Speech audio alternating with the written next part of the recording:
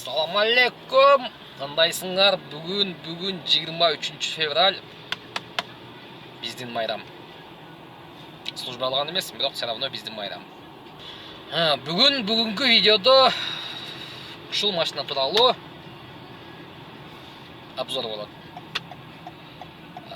Лизингке канчага түшкөн?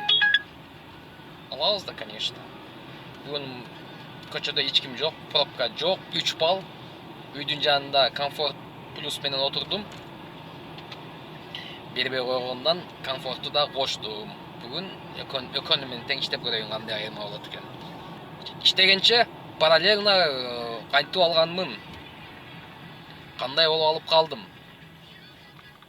Ошол жөнүндө сөз болот. Видеону аягына чейин көрүңүз. Видеонун аягында общий сумма канчага төлөп калам,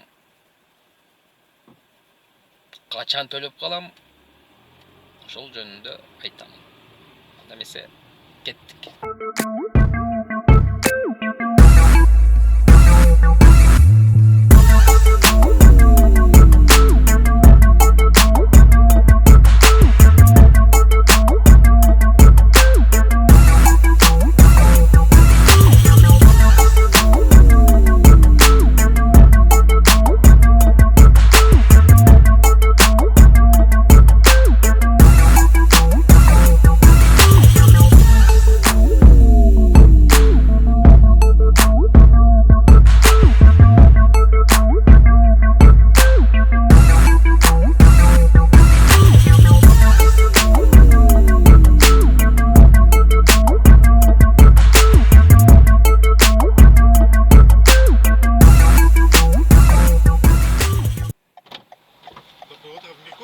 Доброе утро, да. Нас хотите, да? Да. А если можно, включите бизнес FM, пожалуйста. Какая волна? 87,5. Лизинг боюнча. Бул машинени аларда 800 миң, 900 миңге жакын акча бар да, почти шточу. Не машина алсам деп издеп, Optima Sonata карадык. 800 миңге Optima'dагы Sonata'дагы нормальный мына жок экен. 2018 эле экен, эң свежийлерден. Алдагы уже 200 километрден ашык жүрүп койгон машиналар келет экен. Пландан, варианттан сразу чыкты. Болбойт, 200 километр машина алгандан көрө жүргөн машина алгандан албаган жакшы да. Мен Шкоданы 200 километр менен алганмын го, көрдүм го немесин. Көп акча жеп койду. Анан не кылсак? Кредит карап көрдүк, кредиттагы вариант жакшы болбоду. Анан ушул Инстаграмдагы ушул компанияны мурда эле көргөн элем, бирок пропускать этип койду беле. Лизингке вообще жакындап эле коеюн депчи. Мен түшүнчү эмесмин, эмне жагандай экен. Анан бир кыз айтып калды, ошого барып келели, вроде бы условиясы жакшы экен го деп. Бардым. ГТК лизинг деп Инстаграмдан чыгып калат, көбүңөр чыгып калат. Неге чыгып калат билбейм ал. Ошол жерде 3 кыз киши турган экен, кыз бала. Не болду? Ассаламу алейкум, учурашып калдык. Не болду? Ушундай машинага келдик эле. Не машина? Ушундай Toyota Camry. Toyota Camry ал өтө кымбаттап кетти, деди жигиттер, кымбаттап кетти. Кирип көргүлө, ишенмесиңер. Бирок экөөңөрдүн бирөөңөр киргиле, чтобы азыр кимиң аласың деп калды. Мен алам десем, сен кирбе дагы, сен кирип көр. Себеби паспорттун данные базага кирип калса, булар СБдан текшерет полностью. Служба безопасности. Базага кирип калса, кийин бизден алабыз десеңер, мисалы бизде көп ушундай машина өткөзүп берем, мынанча иштегенден какой-то причина болуп өткөзүп берем дегендер көп. Бизден алабыз десеңер, өткөзүп бербей койду, себеби сен базага кирип каласыңар деп калды. Болду, ал кирип көрдү. Бир кишинин номерин алып калдык. Кирдик эле, ошол где-то бир 500 миңдей первоначальный взнос бериш керек экен, нулевой пробег менен камера алыш үчүн. 2.5 объем, коробка автомат 8-ступенчатый. İlk koysak ayına 96 mingden tur gelip kaldı. Şu 500 ming. Короче 4 milyonga жақындап келеткен. Тануна қымбат что-то деп чиіп кеттік. Екі кішінің ойын алып қалғанбыз да. 2-3 күн жүрдік, ойланып не қылсақ. Анан кишиге чалып көрдім анан кейін. Ушундай камера чыгабы? Сен болды азыр деп анан карады. Группасында список неме карап ататтым, ар кимден сураштырып.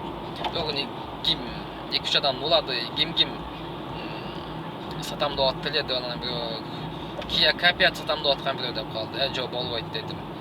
Hyundai Sonata dedi. Hyundai Sonata болду. Hyundai Sonata более-менее нормальный дедим. Билбем неге дирек K5 мага жакпады. Көбүнө жакканы менен Sonata сонун чыккан. Албай. Анан Sonatага чалдык эле. Эми көрөлү дедим да мен. Как вариант көрөлү дедим. Sonatага чалсак. Уже сатып ийдим деп койду, өткөзүп берип койдум деди. Ошол жерде бирөө айтты. Өгүн анал брат камерасы өткөзүп берем деп атпады эле. Бирок бир жума мурун айтты эле деп калды. Анан кийин чалып көрөлүчү деп чалсак, ооба өткөзүп берем деп менин мына бир таанышым бирөө алып минип жүрөт азырдан неме 2 айдан бери мен ден соолугум такси кылганга не позволяет 2 айдан бери ошол минип жүрөт. Бирок 500 миң эле бар деп атат. Мага 800 миң бер десем жүрөт. Өткөзүп берилекмин, бирок минип жүрөт, как аренда деди, ошондой деди. Анча өткөзүп берсең 800 миңден ашык акча өткөзүп койдум дедим машинеге. Бирок 800 миңге берем деди. Болду, хоп деп брат менен отдельно сүйлөштүм, сразу сүйлөшсөм 3 айлык иштеген таксометрде Ситимобилде иштейм дедим. Анчамча Яндекс десем экөөнүн биригип 3 айлыгыңы полный скриншот кылып, месяц кылыпчы жөнөт деди. Андан кийин Сбербанктагы выпискаңы, 6 айлык выпискаңы. Сбербанкка канча акча чыгып атат, канча акча чыгып атат. Короче, Сбербанктагы чыгып кирген акчаны жөнөт деди. Пятница болчу, пятницаны успей этпей калдык. Чамасы успей этпей калдык окшойт, пятница күнү бүтпей калды, жөнөткөндөн кийин. Ошол боюнча понедельник жооп берди. Ушундай СБдан өтүпсүң, өтүп келе калы Кунцевага деди. Кунцевага бардык, переоформление кылдык, ошонун договор менен эле. Чак-чук этип переоформление кылдык, көп турдук. Обед бирде бираз кечки 5-терге бардык эле, ошол боюнча саат 9-10да чыктык окшойт. Оп, бир эле адамды переоформление кылып алган, бир адамга кечке сүйлөй бербейт экен. Койда да көп адам болду. Ошол малда 6 машина чыкты. Меники переоформление, таза чыккандардан 5 машина чыкты. 4 кыргыз, 2, короче, кавказистер. Эми айдабайсыңбы? Килейге машина минип алат. Кыз болуп алып. Полный ошентип условиялар айтат экен, мындай. Акчаны чыкты, акчаны бердик. Короче, 830 миң акча өттү. Плюс резинасын да алдым да, летний резинасын алдым. Зимний резинаны сатып алдым деди 30 миңге. Сен 30 миң зимний резина эмес, летний резинага 20 миң акча бер деди. Ошону бердим. Переоформлениега 10 миң бердим, 830 болду. Ошо бир жумадан кийин, анан кийин оплата келип калат деди. Бир жумадан кийин оплатасын төлөдүм 80 миң. Ошондо грубо айтканда 900 миң өттү. Мына эртең бир жумадан кийин уже экинчи ай келет. Ого акча Кудайга кааласа даяр эле. 900 миңге данный өткөн машинеге.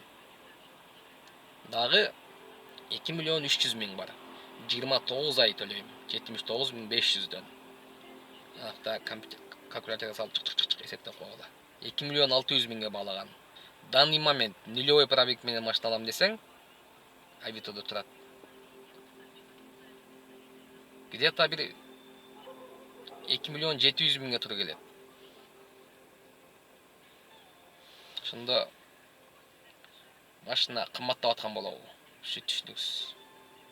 Да 29 ай айына 79 миң 500дөн төлөйм. Эми аренда минип киришпөй 3300дөн турабы. Мен жумасын 6 күн иштейм. Ошондо ар бир күнгө 3300дөн туру келет. Воскресенье салам. 3300'den отдельный машинага иштесем, значит 29 айда машина меник болуп калат. Июлда 1 жыл болот машинеге. 1 жылда машиненин состояниясын көргөзөм. Мен аларда пробеги 33 000 эле. Мен уже азыр 5 000 пробег жүрүп койдум. Bir ayga жакын жүрөттөн бери жүрүп атпаймынбы? 5 000 пробег жүрүп койдум. Азыр 38 000, почти 39 000 болуп калыптыр. 6 000 жүрүп коюп. Ошол комментарийде сурап атасыңар, канчага түштү полный деп. На полный картаны полный жаздым. Ушул 29 000, 20 000ден жумасына төлөй аласыңарбы? Бул жерде не только силер эмеге машинеге эмес, өзүңөрдүн да расходуңар бар. Буну эч кандай ходовой жасатпайсың. 1 жыл, 2 жыл, минимум 2 жыл ходовой жасатпайсың эч кандай. Өзүң айдашыңа карап зависит этет да. Майын алгандан кийин мен 5 000ге май алмаштырдым. Болгондо да Toyota Camry'nin өзүнүн оригинал майын, фильтрлер полный оригинал. 95 заправка алам. Өгүнү бир жолу бир заправка барып, кызыл жанып калды. Заправка барып барсам 95 жок экен. 92 кылып көрдүм. 92де деле иштек болгон жок. Бирок бир аз жүрүшү тартышы нете болду, бирок иштек болгон жок. Мен Шкодамда 95 эмес 92 уюп койсом, чей уюп калчу эле да. Бул тандабайт экен. Бирок ошол жерде 95 уюганга аракет кылам. Бир жолу 92 уюп көрдүм, болбоду. Жакпады. Анан айтып атышпайбы, лизингке алдым, мынанча алдым, мынанча түштү деп картаны полный эле жазбай, чекесин чыгарып коюп атат. Азыр эсептелип атат, азырынча түшөт билбейм деп анан кийин аягында сен уга турган информация жок да, аз көп. Кимдер чыгарып аткан билип атасыңар, өзүлөрүнүн кызыкчылыгын ойлоп эле, реклама кылып эле бирдекелерди чыгарып атышат. Канчага түшкөнүн, канчага түштү общий сумма деп кызыгып көрөсүң, мындай эмне болуптур, мындай интерес кылып. Жок да информация до конца эмес. Ёп твою же мать. Канчага түштү силер? Азыр ошону неме кылып атабыз, эсептеп атабыз. Болуп турганда деп анан болуптук дейт. Я канчага түшкөнүн полный суммасын айтып кой. Адам ошого карап неме кылат. Такси мен силерди такси кылгыла, лизингке машина алгыла деп үндөбөйм. Көзүңөр жетсе аласыңар. Көзүңөр жетпесе жөн эле коюш керек. Менин көзүм жетет, Кудайга шүгүр. Ден соолук болуп иштеп эле турсам, жумасына 20 000ден чыгарыш анча өтө эле оор эмес. Ошондо жумасына 20 000ден иштешим керек. 3 күн катырып иштесең 20 000 чыгат. 3 күн өзүң иштейсиң. Ошентип иштей бересиң. Секин шашпай айдап жүрө берсең, машина, жаңы машина эч кандай неме кылбайт.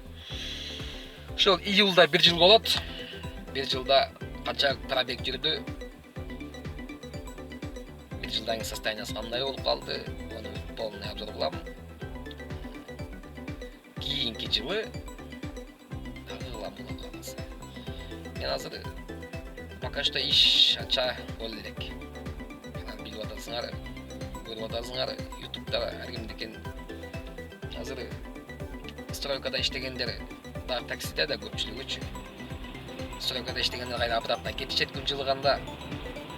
Кече жаңы жылда подработкага келгендердин да чамасы кете элек көбү. Плюс ушул бар, ушуга кете элек. Еще, ограничение, карантин болду эле жок. Пробка жок, 3 балл, 4 балл болду. Мындай малда 8, 7, 8 балл болчу. Ошол убакыт келдик. Кече жаңы жылга чейин ушундай болуп аткан. Дагы эмне? Ошол полностью информация ошол. Бүкүл 29 айдан кийин бүтөт. 12 айдан кийин барып ошондо айтышты, 12 айдан кийин барып 1 жылдан кийин барып мен 36 айга эмес, мисалы 12 айдан кийин 20 канча 24 айга алабы? 24 айга эмес, мага мына ол 12 айга да 1 жылга эсептеп бер десең, перерасчет кылып берет. Перерасчет кылганда канчада бир 100 000, 200 000 утасың деп атышат. Сен айына 80 000ден эмес, 79 500дөн эмес, где-то 120 000 төлөп калышың мүмкүн. Может 130 000ден бери. ошондой кылам деп атам. Июлга чейин иштеп көрөйүн, иш башталсын, кичине запаска акча кылып алайын. Именно лизингдин акчасы иштеп жүрбөй, запаска да акча болуш керек. Мисалы, лизингден сырткары дагы өзүңдө 50-60 миң жүрүш керек ашыкча. Эгер сен может иштебей калат десең, может ооруп калат десең, может ошондой полный страховка керек. Бир страховка илештирип жүргөндөн ал баснырак. Себеби фирманын КТК лизингдин эң эле бир условиясы кечиктирбей, платежду кечиктирбей төлөө дейт. Сен барып алып буну эч кандай адамга төлөбөйсүң. Барып алып терминал бар. Как положено баягы банкоматка окшогон терминал бар. Ошого акчаны саласың. Наличка саласың. Саласың, биринчи номериңди жазсаң, сен данныйларың чыгат. Акчаны саласың, чекти аласың, болду. Эч кимге сен жолугуп акчаны алып келдим дебейсиң. Хоть кааласаң 2-3 күн мурун барып төлөп коет, эч ким неме кылбайт. Просто 2-3 күн калганда ушул оплатанын отдельный адамдары бар. Алар сага эскертет, мисалы SMS жөнөтүп турат. Акыркы күнү дагы жүрө берсең, акыркы күнү чалат. Бүгүн платежың бар, унутуп калба, аман тур деп чалат деме, өзүм ошентип чалды. Жок, унутпайм деп барып төлөп койсоң болду все. Андан кийин эртең менен диспетчерская бар. Бүтө листи полный ошол берет, өзүлөрүнүн таксопаркы бар. Бирок биздин таксопаркта иштейсиң дешпейт. Просто бүтө лист ошодон. Эгер сен ГАИге же бирдеге түшүп калсаң, сен полный базадан чыгасың да, мисалы текшерип калса, бүтө лист текшерип калса. Сурайт го мисалы, медосмотрду же техосмотрду кайдан өттүң? Кайсы адрес десе, мына адрес дейсиң, адрес боюнча жаттап аласың. Айда номери турат, чалат. Ушундай машина, ушундай водитель өттү эле. Өттү дейт, болду, все, давай. Шамал дейт. Ошондой жагы бар. Эме бүткүчөңдү полностью бүтө лист бекер. Как кино болсо да жардам, себеби бүтө лист өзүңөр билгендей 500 сомдон айына. Бул күнүнө 2ден бүтө лист берет. Себеби бир бүтө листте 8 саат иштет депчи. Болду, печать аталарынан бери кол коесуң. Яны айтпай эле коеюн. Кол коесуң эмес, полностью өтөсүң деп ойлойм да. Угуп алган эске шок, ошону айтпай деп жүрбөсүн. Onu var ötüyorsun. İşte yersin. Ondan keyin daha ne deyin dedim. Aşağı dispatcherskaya var. WhatsApp'tan ertemenen 5-6'da SMS gelip kalan. Püteolistin tartışana depçe. Profite püteolist dedi. Bir jakpagan jeri. İki jakpagan jeri eкен. Demek alıp koysan püteolisti 2 gün jönөтпөй koysan dispatcherskiye. Бирок машинаны айдап жүрө берсең. Püteolistin бар, бирок жөнөтпөй коесуң, а? Алар полный картадан көрүп турат да кайсы машинасы кайда жүрөт. Алар дагы кийинкисин ойлоп, полностью буякты полный даяр жүрүшсүн, даякчы жүрүшсүн дейт экен дагы. Ойлойт экен. Ошо жөнөтпөй койсоң, машинаны блокировка алып коет экен. Машина ачылат полностью, бирок жүрбөйт. Экинчи жакпаган жери. Психический жактан жаман экен. Сен эртең төлөй албай калсам не болот? Кандай болуп калат төлөй албай калсам? Акчага күйбөймбү? ДТП болсом не болот? Бассаң турсаң ошол. Так, бүгүн неменин акчасын, аренданын акчасын чыгарышым керек, машина акчасын чыгарышым керек, 3300.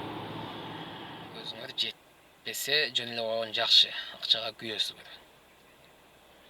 Запас акчага болуш керек. Менин белки машинем эгер если что деп белки Шкода Октавианында машина акчасы бар, аны мен өзүмүн эле акама бердим, акчасын секин бересиз деп.